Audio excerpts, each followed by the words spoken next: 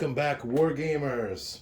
Before we start turn 9, I just wanted to go over a little bit of a catch-up on what has happened in the last turn. As you recall, the Enchanter Rasagos, his plan was to infiltrate the Witch's Tower, and at the end of the last video, we caught up to the PCs, so we paused the action in order to find out what the PC party was going to do. And what they decided to do was make an escape through the dungeons below the castle. So we're going to go ahead and remove the PCs, the noblewoman, and her entourage of bodyguards. And so they are out of the action and they have gone below. And they will return, I'm sure, at some point. But in the meantime, we're going to go ahead and resume with Rasagos and his entourage. And they're going to approach the tower. They have not moved. So we'll take these off. And they'll begin investigating.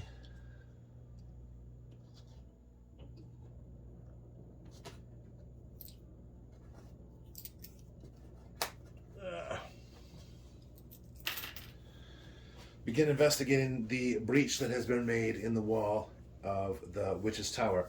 So I went over this with the patron player of Rasagos and told him this. As you approach the breach in the tower, you can see energy crackling around the edges of the broken stone. Thick gray fog creeps slowly down from the breach in the side of the tower. You can see pale, sinuous forms writhing within the fog. You hear a roaring noise like a powerful wind blowing through trees, howling from within the darkness of the tower. Rasagos gathers his elites and guards and prepares to go in.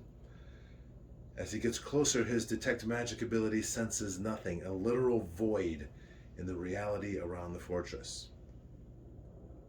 I tell him your undead and darklings are swarming through the breach and over the walls, and you can see smoke rising from fires on the east side of town.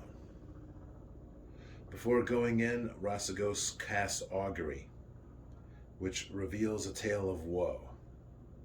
And the description was, it smells rancid and ammoniac. Your skin has a burning sensation and your mind's eye has a brief impression of sparkling metallic tentacles writhing in a heaving ocean of glass shards.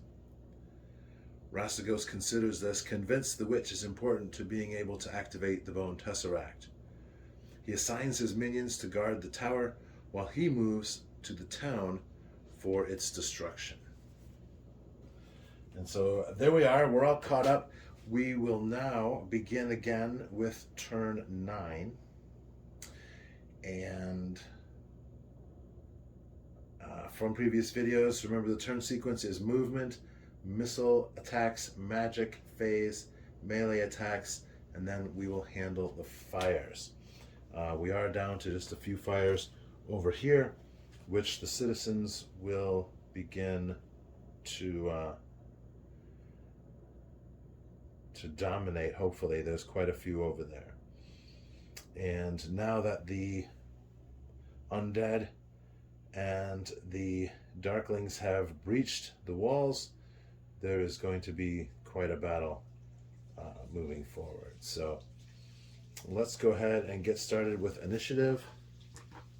Once again, the red will be for the attackers, the blue for the defenders, and the defenders get to go first.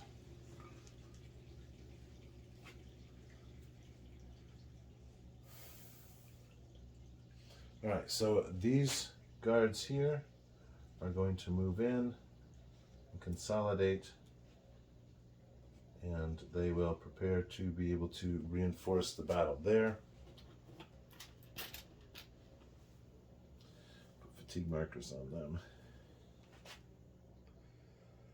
The undead here will continue to assault the door And these Darklings, they are going to sit tight because they have 4 fatigue markers and they're going to rest, so they can remove those. These Darklings are not going to move, so they'll remove theirs. Likewise, all of the soldiers within the gateway will remove their fatigue markers. This is messy.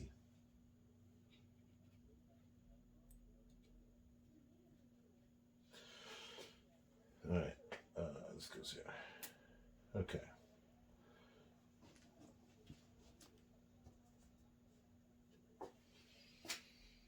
Over here, the guards and the mercenaries here are going to rush over to assist with the battle that they can hear going on the side here. So we'll move 3. 1, 2, 3.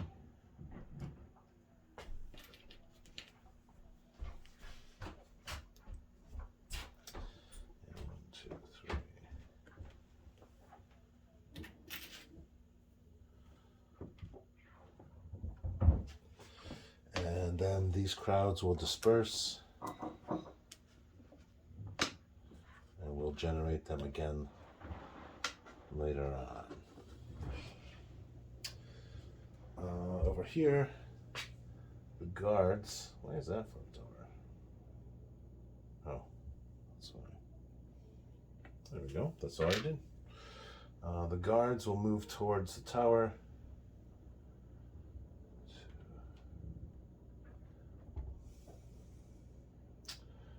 1, 2, 3. And then all of the citizens are going to move in to fight these fires.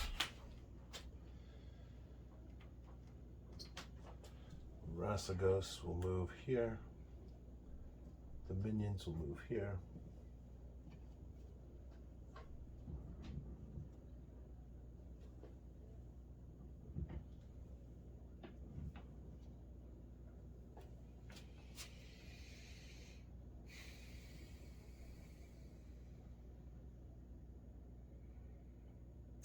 And these are not going to move, they're going to rest.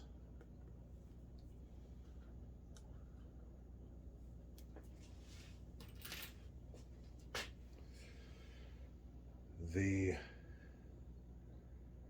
bad guys are going to continue to do what they were doing. They can't move, so they're going to rest and lose their markers.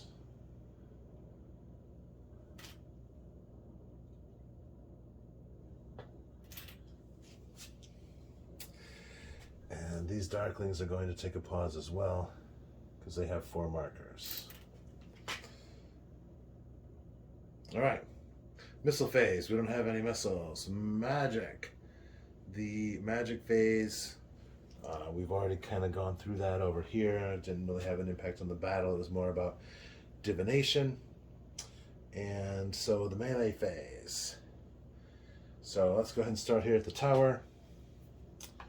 Our battering ram finally gets a 6. And so that will knock down the ram. Go ahead and they will be able to do a melee next round. Or next turn, I'm sorry, next turn. Excellent. All right, here there are 5 Darklings attacking as light, going against 2 mercenaries, which are medium, and 2 town guard, which are medium. So that's 4. Lightfoot versus, so they get 2 dice. And the Guardians attack us 4. Medium versus light, they will get 1 per. So that's 4 dice. So 2 dice for the Darklings, 4 dice for the Guards. Everyone needs 6s. And there are none. That is not correct. There's 1. They do need a 5 for the Guards. Medium foot versus light, they need 5s. So they get 1 casualty on the Darklings. And now the Darklings will need to make a morale check. It's equal numbers. Their morale is 6. They need to roll less than a 6, or a 6 or less, which they do. All right. So they will stay in battle. All right. Over here, we have Undead versus Townsfolk. The Undead will get 4 dice. The Townsfolk will get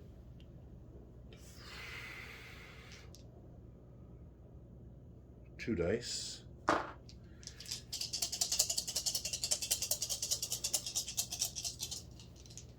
And everybody needs a 6.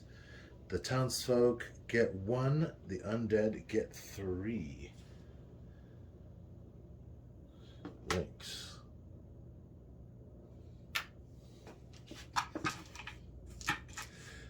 Undead outnumber their opponents. They need to roll 12 or less. They do.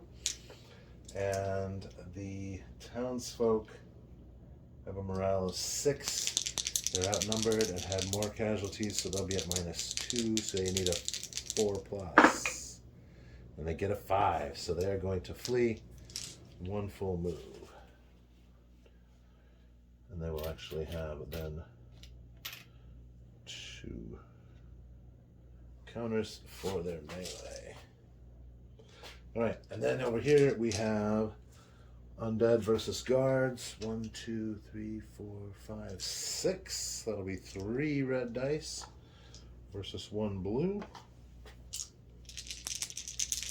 And then 4 blue for the Castellan in the battle.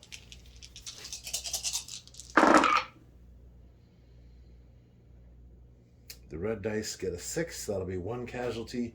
And that will be the end of the Guards.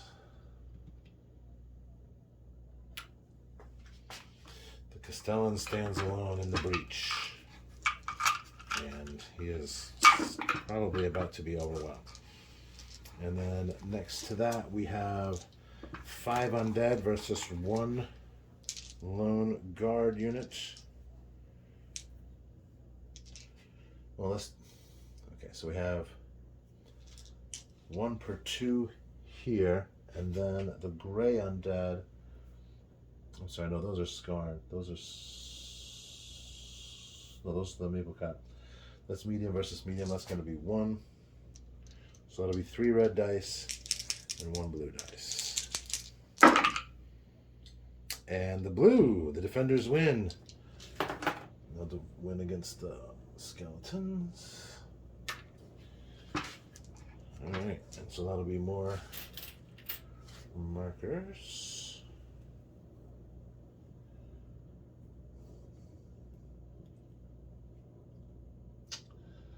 What are these doing here? Those are Undead.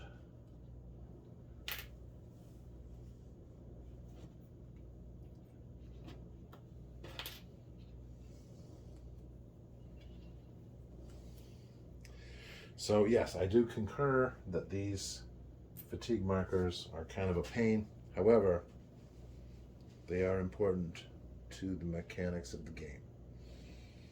All right, that is the melee. Now for the fires. 1, 2, 3, 4, 5, 6. 6 figures battling fires. I need 1s or 2s. 1, 2, 3. 3 2s. So 3 of those fires will go out and 1 will spread. And so we're just going to go ahead and choose the fires to go out that are next to the folks. And then that one will grow. And 1, 2, 3. 1, 2, 3 there. All right. And so that is the end of turn 9. And we are in a pretty bad position for the defenders.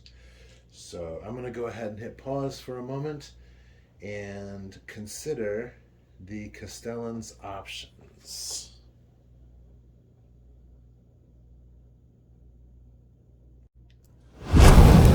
Okay, so here we are, and this is what I've decided. We're going to go ahead and fight out this huge battle here with just a couple rolls if we can.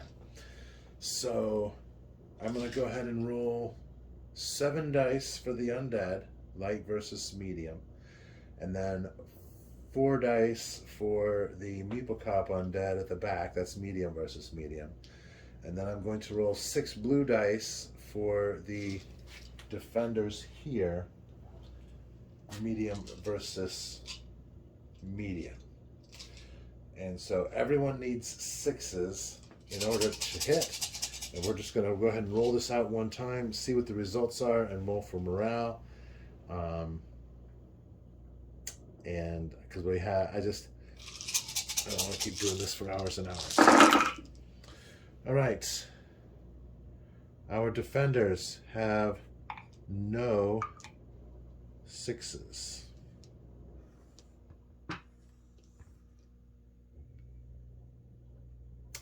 There is only 1 6. Okay, well, interesting. So let's go ahead and we'll take 1 off.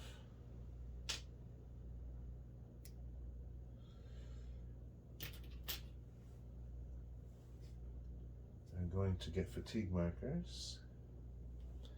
And then let's go ahead and roll again and see what happens. This time we only have 5. That was a really interesting roll. Alright, so in the next round of combat, 3 for the defenders, and 1, 2, 3 for the attackers. So that's going to take out 3 of these undead here.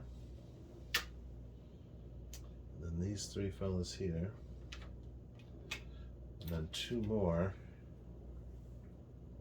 So that will make them exhausted. That will punch them down 1 level. And that means that all of the undead will get to roll a dice. And they will only get to roll 2. So let's add 1, 2.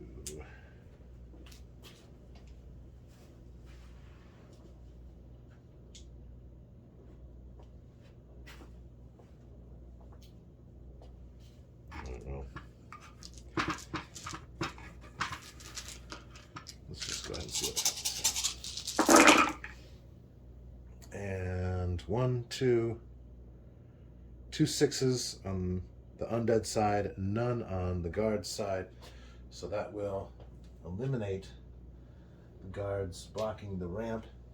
And so now the undead will be able to flow into the city. And that took 3 turns. So yeah, I think what we're going to do is we're going to go ahead and call it. And I will make some narrative decisions for our friends the merchants and our friend the Castellan, because I'm going to go ahead and let Rasagos interact with that personally, so he can be involved with that, because I think that there could be some real cool interactions there. So it looks like we're getting close to 20 minutes or so here. Really interesting battle. I think it would have gone a little differently if the fortress had not lost 2 full patrols, which would be another 8 stands that would be here to help defend and man the walls.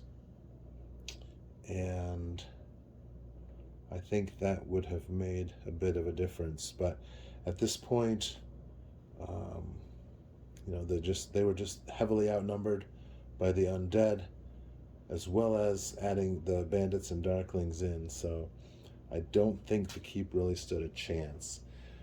In any case, we are going to add on to this video a brief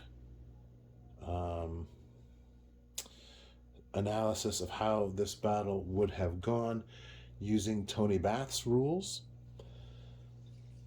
And then I think we'll go back and try it again with Fantasy Grid, but that might have to wait until next week. But in any case, thank you for watching. I appreciate all the comments and feedback that I've received over this, and I look forward to seeing exactly where this goes with the rest of the campaign. Thanks a lot, and keep on gaming.